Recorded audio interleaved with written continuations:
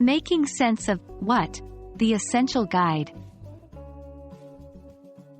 Hello, language learners. Today, we'll be diving into one of the fundamental building blocks of the English language, using what in questions. Now, what might seem like a simple word, but it's incredibly versatile and essential in forming many types of questions.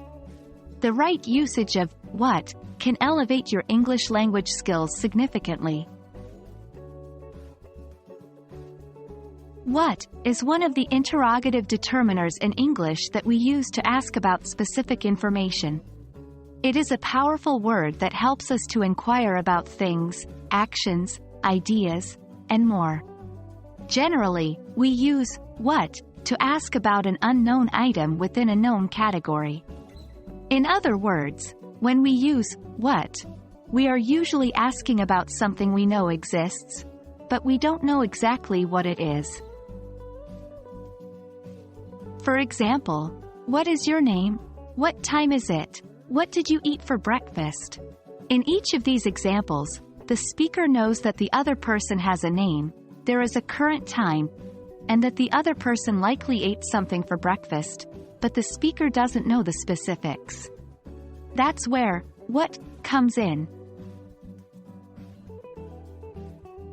Before moving forward, it's essential to understand when to use what and when to use which. While both words are used for asking questions, the main difference is about the number of possible answers. When you have a limited number of options or the options are known to the speaker, which is used. On the other hand, what is used when the possibilities are unlimited or unknown. For example, which book do you want to read? The speaker is probably referring to a specific set of books. What book do you want to read? The speaker is asking about any book in the world. So, remember, what is used when the possibilities are endless or unknown to us. Let's look at some more examples and then move on to some practice exercises. Examples. What do you do for a living? What's the weather like? What's your favorite movie? Now, let's try some practice exercises. Here are some sentences where you'll fill in the blank with what. 1. Underscore underscore underscore is the capital of France? 2. Underscore underscore underscore did you have for dinner last night? 3. Underscore underscore underscore is your best friend's name? Pause for a few seconds for the learners to think.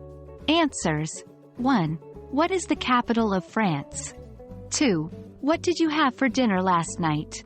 3. What is your best friend's name? In each case, we're asking about something specific, but the answer could be any number of things. That's the power of what. Thank you for joining us today in our deep dive into using what in questions. We hope this session has helped you understand how versatile and valuable this simple word is in English grammar. Remember, practice makes perfect, so don't forget to use what in your daily conversations and exercises. Keep practicing, and you'll master the usage of what in no time. Happy learning!